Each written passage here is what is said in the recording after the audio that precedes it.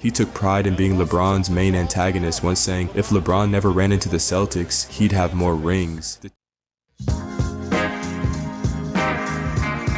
Alright, welcome back to another After Dark, everyone. Hope you all are having a good night so far. Hope you guys had a wonderful day. Alright, so you guys let me know that there is a part 2 now to this. The 7 Deadly Sins as NBA players. Reacted to part 1, I don't know, maybe about a month ago. It's from a channel called Hoops Uncuts. And it was an interesting one. There were some that I agreed with and some that I disagreed with. And going through the comments from you guys, it sounds like there was the same thing for you guys too. Some of them really upset you. Some of them you definitely agreed with. And I'm curious what the part 2 is gonna be. So we'll see. Like I remember, for instance, what was it? Like what was it? Man, I'm trying to remember. Like the Russell Westbrook one, like really kind of rubbed me the wrong way because it was like it didn't make too much sense to me. But either way, I mean, it was a very interesting video, and it sparked some really cool conversations.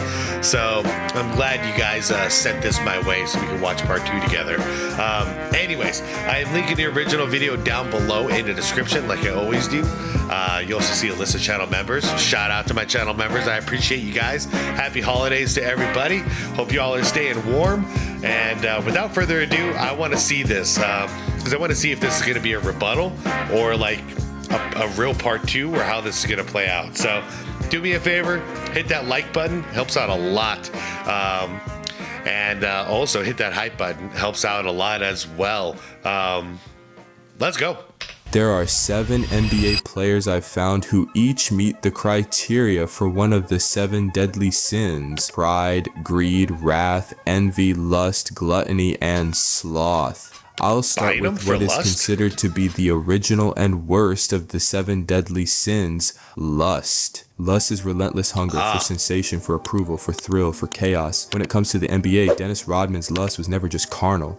It was an overwhelming addiction to extremes, to breaking rules, to living every minute louder than the last. If Wilt Chamberlain was lust as body count, Rodman is lust as a way of life. I remember some footage in The Last Dance where a bunch of players are about to go play golf, you know, and like MJ and like Harper, like amongst them. And then like they ask Dennis if he's going to come. And he's like, hell no, I'm going to the strip club. I want to go see some titties. It's like, okay, that's Dennis. Freaking Dennis.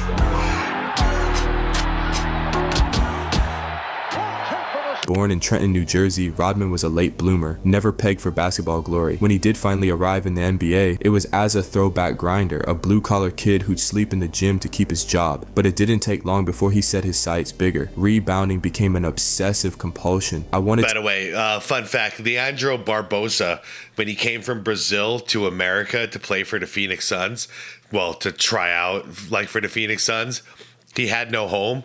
He had nowhere to sleep. So he was like sleeping in the locker room and like begging the Suns, like, please, like, please take me on the team. Like he was so desperate for it. And he was a hell of a player too. Great basketball player. Glad it worked out for him, man.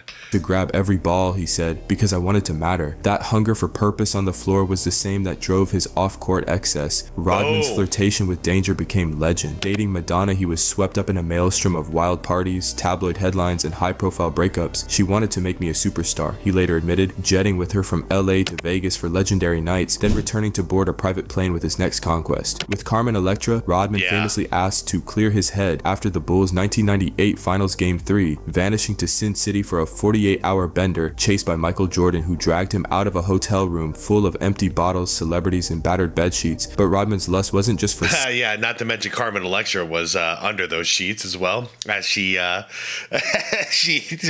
on The Last Dance. Sex or parties. It was a need to be seen, to be felt, to disrupt and disobey. He once arrived at a book signing wearing a white wedding gown, declaring himself the bride marrying himself. The press came came in droves. He posed nude for PETA. He filled his hair with patterns, cross-dressed for red carpets, pierced anything he could get a needle through. Being normal, he once said, is boring as fuck. As Rodman's celebrity grew, the excesses multiplied. He'd star in movies and reality shows, tag team wrestle with Hulk Hogan on WCW Monday Nitro, and act as a bizarre diplomatic envoy to North Korea decades later. His hunger for headlines never sated. In 1997, Rodman's self-destructive streak got him suspended for kicking a courtside cameraman. Another example of seeking sensation, whatever the cost.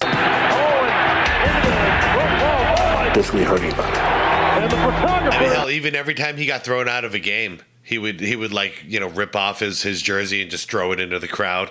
He was him doing like the NWO wrestling stuff was so on brand for him. It was actually a perfect fit. It was just the heat of the moment, and the things that I did was more like, okay, great, I'm gonna do this, and hopefully that, you know, things will be cool. But you know, I could have did a lot worse things than that. Besides kicking somebody, I could have punched somebody in the face. Teammates marveled and rolled their eyes. Michael Jordan, Scottie Pippen, and Phil Jackson knew that chasing Rodman too closely would burn you. They learned to let him burn himself out, then return for another round of brilliance on the boards. Rodman explained, "You're not going to get 100% from me if you don't let me be who I am. Yeah. You want 100% Dennis? You get 100% Dennis on and off the court." Rodman's lust made him a pop culture icon, a template for unbridled individuality, but also a cautionary tale about the limits of seeking more. He won 5 rings, but was remembered for the wedding dress. He dominated the finals, but was tracked by paparazzi. He was lost, then found, then lost again, always in pursuit of something bigger and that whole wedding dress, I'm marrying myself thing, like he did that to sell books. Like he did that for the spectacle, and it worked. I mean, he talked about it after the fact. You know, it was just like, it was ultimately like a giant troll that was very successful. Wilder than himself. In the end, Rodman's story is lust unfiltered, a raw need to fill the void with noise, attention, adventure, bodies, parties, and pain. In the process, he burned brighter than almost anyone and was left searching for satisfaction as the last bottle ran dry. Wrath in basketball. Okay, I don't disagree with Dennis Rodman for lust. I think that makes sense. I also think someone like Zion Williamson could be in that category as well. Isn't just anger, it's a consuming fire, rage that becomes rocket fuel and sometimes wreckage. For 2 decades, no one in the NBA burned hotter than Kevin Garnett. Anything's possible. Anything's possible.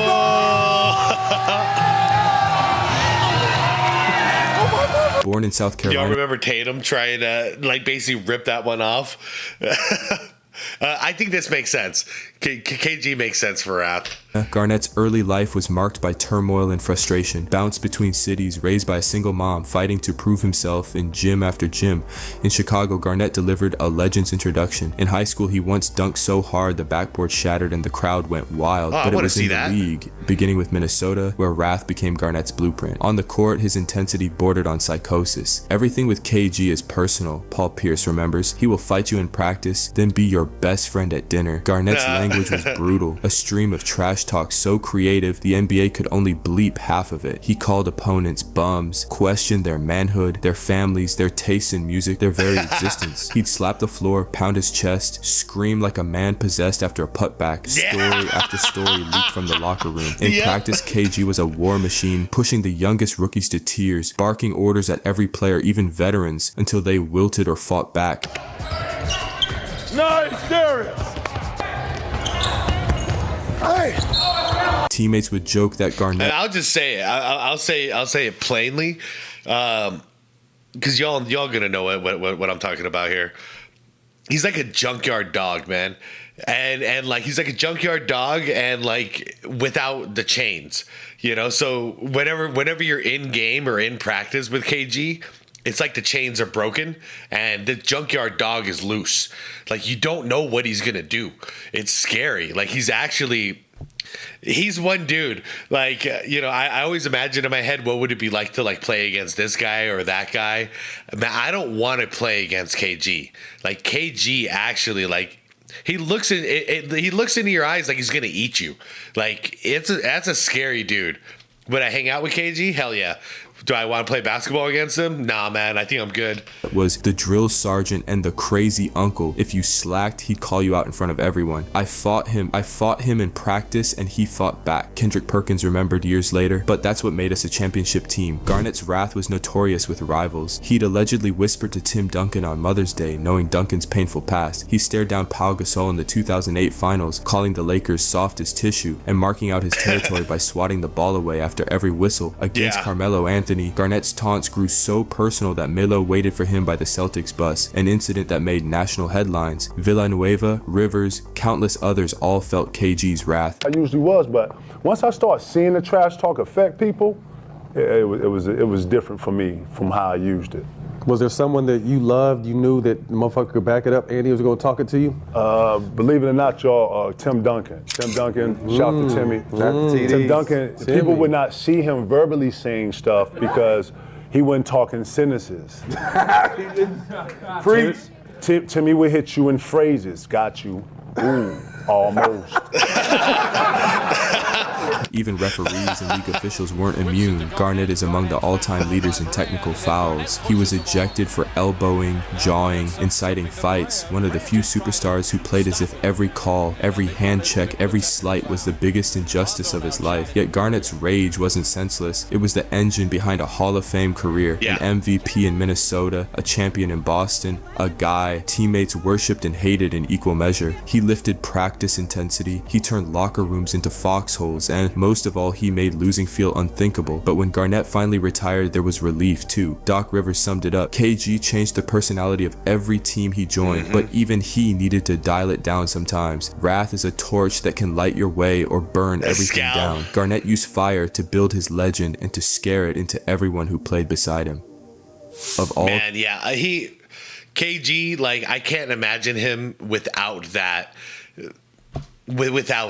characteristic of him. It's a huge part of how he played. It's a huge, like, him intimidating his opponents was a huge factor. Without that type of mindset that he had, I don't think they would have won that championship in Boston. Like, they all needed to be who they were, man. Ray had to be who he was. Paul Pierce had to be who he was. Rondo was in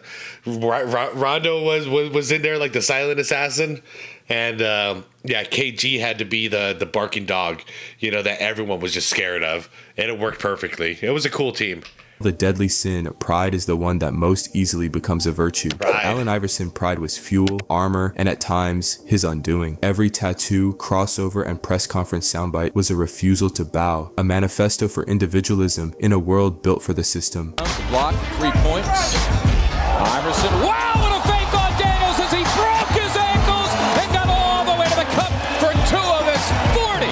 Oh, Allen Iverson, what a move. I mean, if we're calling it pride, it's just like he refuses to change for the masses. I mean, he's authentic, But I'm curious how this is going to get spun here. And Iverson. AI was the only person that I was probably wondering like what he was doing more off the court in his style, and the tattoos was just totally different. I think Iverson changed everything.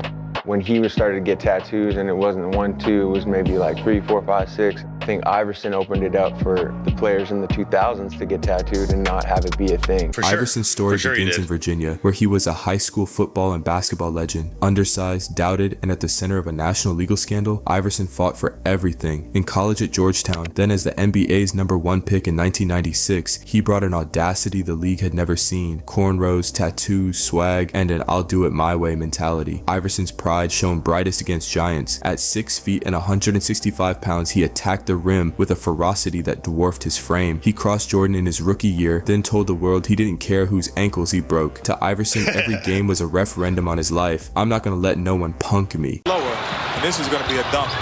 Alley-oop for Iguodala. Step together at times because the two bring different styles. That's tough. Bothering him. Iverson.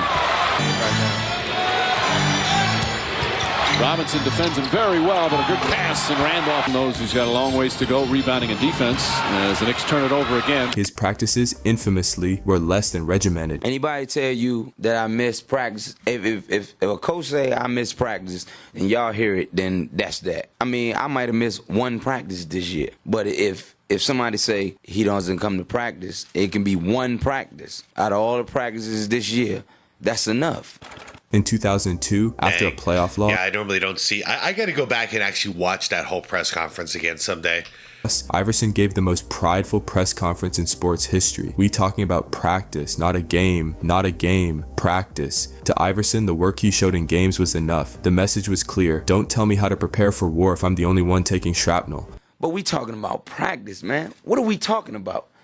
Practice? We're talking about practice, man. We're talking about practice. We're talking about practice. We ain't talking about the game.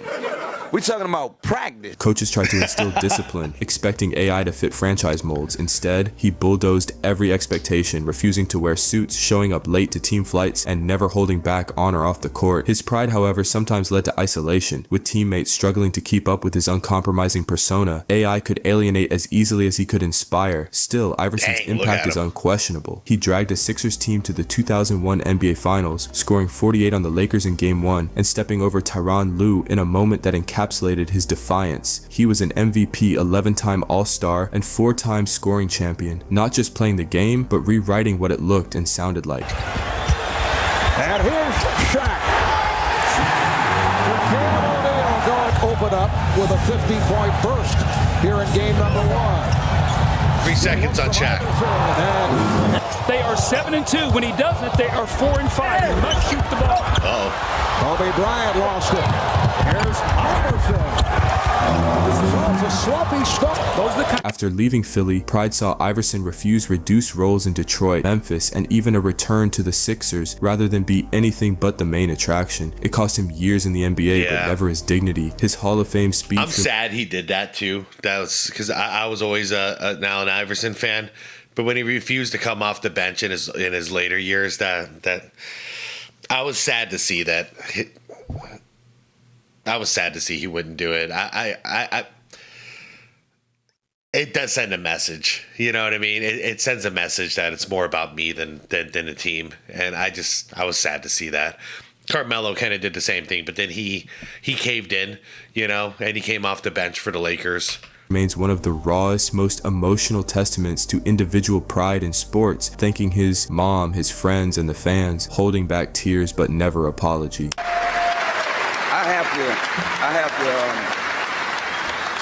I have to thank this man, because without his vision, I promise you, MJ, there wouldn't be no Hall of Fame Allen Iverson standing at this podium if it wasn't for this guy. He gave me the vision, man. And you want to be fast like Isaiah, and you want to shoot like Bird, rebound like Barkley, pass like Magic, be dominant like Shaq. But man, I wanted to be like Mike. You know what I mean? Yep, we all did, man. I remember the first time I played against him. And I walked out on the court, and I looked at him, and for the first time in my life, a human being didn't look real to me. You know what I mean? Like, I don't know if y'all watch the Chappelle show, but he talked about a certain incident where he seen somebody seen Rick James, and the glow. Like, I literally seen his aura. Yeah. Like, decades later, it's clear. Allen Iverson, like the Bruce Leroy glow. Iverson's pride changed the NBA. He didn't just play the game, he made it his, showing you can be the smallest man on the court or in the room and still walk out with your head held higher than anyone else. Picture gluttony, and you might think of overindulgence and Yeah, I do. I picture Zion. Excess, but in basketball, that's James Harden. From every buffet line in Vegas to every isolation set in Houston, Harden's hunger is legendary, sometimes genius, sometimes tragic. Just think about it. The guy was at home without a job. Harden blows past James and throws it down. He's smarting over there on the opposite side of the floor. Good defense by Kyrie. Better shot. Butter by James Harden. Just watch this now. Watch to the top of the screen. You're going to see it. Here he comes. He goes. and he still gets it up. Drafted by Oklahoma City, Harden flashed brilliance as a sixth man, but quickly realized he needed deserved more. When the Rockets offered him the keys to the offense in the biggest deal in franchise history, Harden feasted. He led the league in scoring 3 times, broke records for three-pointers attempted, and even logged 36 points per game in 2018-19, second only to Michael Jordan and Wilt Chamberlain. Opportunities here. LeBron back in. Then on the shot clock, LeBron and Harden. Oh man, he blew by LeBron. Harden What a finish. right around LeBron and slam dunked it. Yeah, he told JaVale, if you're going to block it, block this. No, he's definitely skilled. And the more he can stay on the floor with his conditioning, the more minutes he plays, the better he's going to be. Too easy. 3 balls good. Terrific passer, too. So when he's got his shot, he'll take it. When not, he's unselfish. James to the basket for 2 and 1. So Harden could just go downhill against the defense. But with gluttony's binge can come fatigue. Harden's offense became all-consuming, lifeless dribbling, long isolations, and hundreds of step-back threes. Teammates sometimes froze out as Harden snacked on the shot clock. Chris Paul, Dwight Howard, and eventually Russell Westbrook all left Houston, unable to share both the ball and the spotlight. Off the court, Harden's appetite was equally infamous. Stories about his love of nightlife, theme parties, bottle service, and most iconically, strip clubs, fueled a second career as basketball's favorite tabloid regular. What's up, James? This one, I got you. Hey, what's your Halloween costume gonna be, bro? Don't you open up that window? Hey. He's feeling good. Get the money order. Okay. Wait, what? I got him the new something luggage? Okay. It's frequently joked that opposing players perform worse in cities where Harden's favorite clubs do business, and he's even credited with a retired jersey in one. Gluttony can also bite back. Harden's physical decline, weight fluctuations, and playoff failures often tracked with rumors of late nights and less recovery time than rehab time. When he forced his way out of Houston in a fat suit, then bailed on Brooklyn and Philadelphia after demanding more power, more teammates, more shots, it became clear, for Harden, enough is never enough, and yet the numbers are undeniable. The MVP. Well, and I've also noticed he never seems happy. So he left OKC because he wanted to be the star. Went to Houston. He was the star. Then he left Houston because he was tired of playing hero ball. You know, his words. So he got what he wanted, and then he realized that's not what I wanted. Then what? He went to Brooklyn, and that was whatever that was. I don't even know what he would say about that.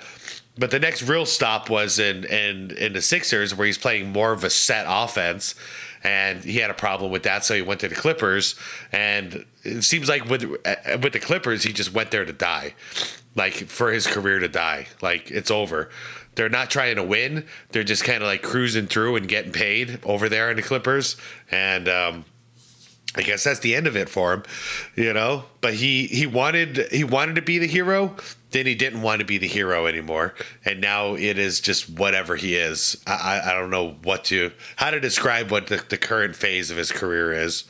60-point nights and the uncanny ability to draw fouls and manipulate defensive schemes are all historic. Harden is a genius at gorging on NBA rules and scoring loopholes, but like anyone with a bottomless appetite, he can leave the table unsatisfied, still chasing the one feast that matters most, a ring of his own. In another sport, actually, they've done pretty well. There's Capella. He erases it at the basket. Sets up a fast break with Harden, a one-man gang. Do you think he still is playing for a ring? I don't feel like he's playing for a championship anymore. I feel like at this point he's playing for, you know, more years, more money. I think there was a time, though, early in his career with OKC and then with the Rockets. I think he was trying to win a championship back then. You want a cautionary tale about wasted potential, you study Andrew Bynum. Sloth in his case wasn't laziness, it was a consistent inability to care when it counted most. Bynum was a unicorn, drafted at 17, straight into the NBA, standing 7 feet with skill and power rare for his age. If I remember correctly, his legs were uneven. Like the length of his legs were uneven, and that's that contributed to a lot of his injuries. Correct? I mean, let me know in the comments if I'm talking out of my ass there. For Phil Jackson and alongside Kobe and Pau, he developed into a double-double force, anchoring championship defenses in his early 20s. In the 2011-12 season, he averaged nearly 19 and 12, monster numbers for a team with gold standard expectations. Comes Derek Fisher, good pass underneath the Pau, laid off the glass, missed, tipped by Andrew. Is that going to get there? Yes, it is. Value the possessions. Andrew Bynum, third game of the year, 7th year in the league, up and over, stop. But yeah, this was a good Lakers squad. Shot, he hits him right on the wrist. And the official said, I got to give him the influence for this basketball team. Dallin Bear blocked by Andrew. He averages almost 6.5 rebounds a game. Andrew, what are you going to do with it? Finally puts it front, so he attacked the paint up the middle. Given to Gasol. Good rebound. Slam dunk. God, but Andrew just gobbles it up for his 11th or 12th rebound. Yeah, when he was healthy, I mean, he was a problem for sure. Pair him with Pau Gasol for for a Twin Tower situation. You got Kobe out there. Forget it. Side, they do. To Andrew, underneath, easy basket. But Bynum never seemed to love the game. His work habits were questioned from early on. He'd log late night hours in the gym only to show up late to practice the next day. He showed flashes of dominance like his 30 rebound game against the Spurs, but would then string together weeks of uninspired basketball. By 2012, his attitude shifted further, skipping team meetings, ducking out of rehab assignments, and clashing with coaches over defensive effort. Okay, I didn't know about all the extracurricular stuff with Bynum. Infamous bowling while injured incident in Philadelphia sealed his reputation. In front of Gasol, Kobe on the run, and look out below. Ooh, Kobe took, I think, a knee to the back of the head. Is he okay? Got a couple of players down. Unfortunately, hit his knee, and Andrew's hurt. Unbelievable. Pau Gasol, timeout Lakers.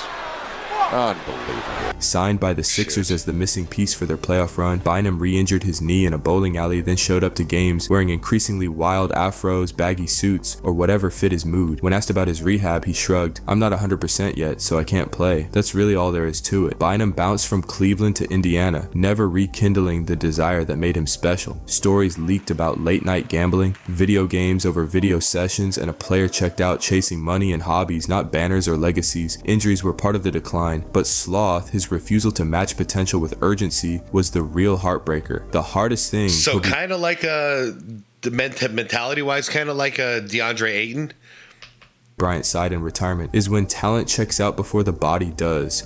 For Bynum, the lure of comfort beat any call to greatness. Envy, in the world of NBA egos, stalks even the greatest, but few legends have been defined by it in retirement as much as Paul Pierce, as one of the league's all-time scorers, 10-time All-Star, Finals MVP. I mean, I was going to say LeBron James because he wishes he was Michael Jordan, but Paul Pierce, all right, this should be funny. Boston's truth. Pierce was once celebrated for ice-cold buckets and fearlessness in clutch time, but after his last NBA shot, his old rivalries metastasized into unmistakable envy. Inglewood.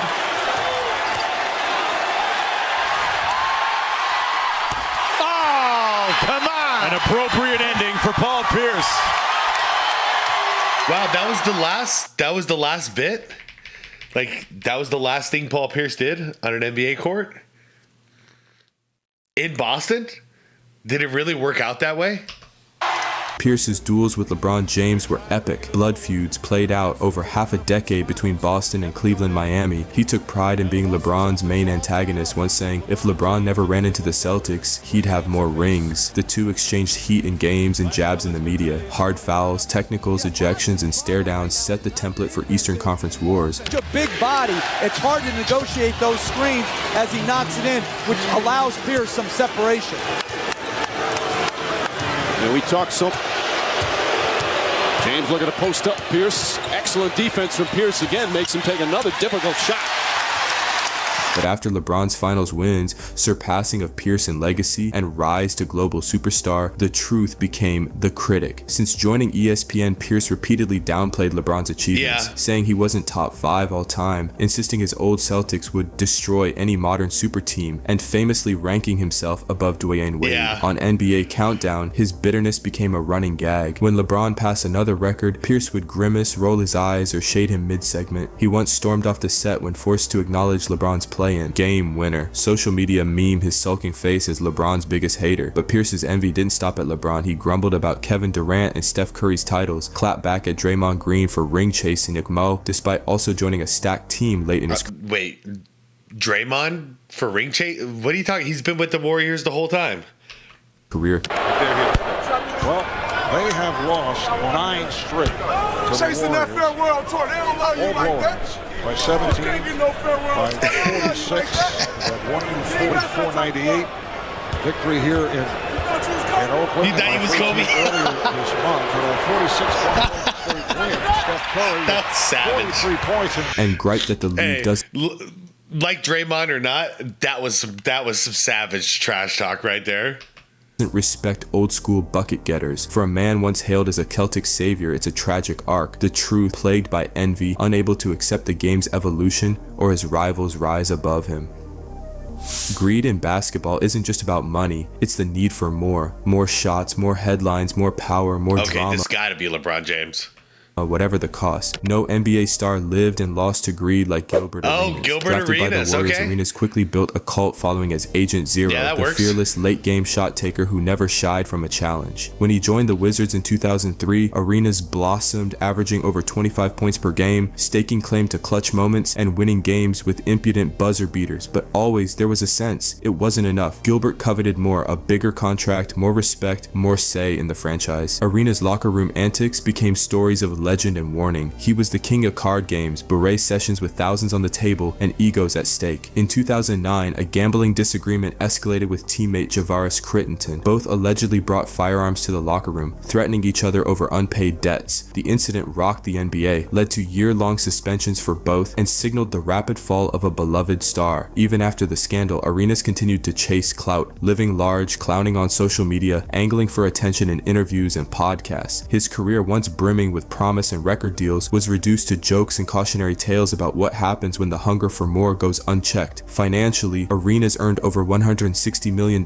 but burned through millions on lavish purchases, betting, and lawsuits. Podcaster Gilbert Arenas was allegedly running illegal high-stakes poker games out of his Encino mansion. Arenas, who the feds dubbed Agent Zero, and 7 others, including a suspected Israeli international crime boss. In Wizards lore, And the interesting thing is he got let out right away, right? Which means he had to, I'm going to be careful here. He had to speak out about someone else, right? Or go up the ladder and expose something bigger than what he's doing. Because, you know, the headline is the headline. Illegal gambling ring with the Israeli mob. And then you're out within 24 hours. And then within a couple of months, what do we see? With the current investigation going on with the NBA and Chauncey Billups and all this stuff. And it's still an open investigation as they have worded it. So you got to wonder how he got out so fast. I don't know. I don't have proof for anything like that. I'm not making any accusations. I'm just saying, very interesting. Franchise player to sunk cost to persona non grata in less than 24 months. Zero chill, he later reflected with rueful pride. I was trying to be the most entertaining player in the league, for better or worse. Arenas didn't just embody greed, he succumbed to it, ultimately sacrificing greatness for fleeting moments of glory, controversy, and excess. The story of Agent Zero warns every next-gen star you can have it all and lose everything for wanting too much. Well, right there.